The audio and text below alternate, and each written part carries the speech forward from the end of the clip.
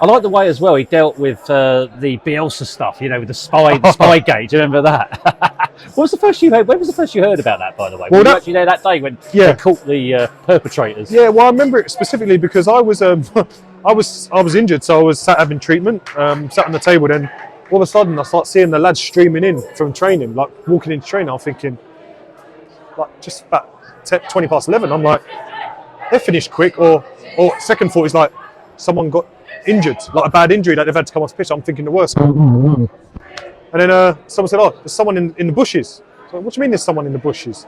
Someone's watching training. I was like, so what? Said, no, he's got Leeds tracksuit on.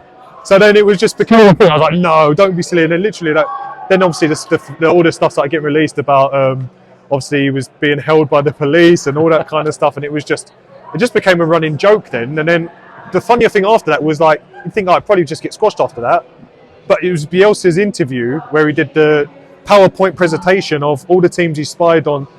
I actually enjoyed that because I thought, you know what? If you're going to do it, he's said it with his chest. He's done it full throttle, and yeah, it was quite impressive the documentation that he had. But yeah, listen, it was just an etiquette thing, I guess. It wasn't really a rule.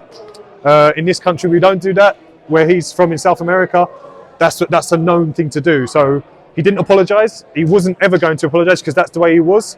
But it did actually add that extra spice, particularly when it came to that playoff semi-finals. What I found funny about all that as well, the guys that they caught, I think it was two of them, they both had their Leeds tracksuits on. It wasn't like they were, you know, behind enemy lines and all cohort. Yeah, they could have been smarter and just hide themselves a dog for the day and just wore some normal clothes and just pretend they're watching training.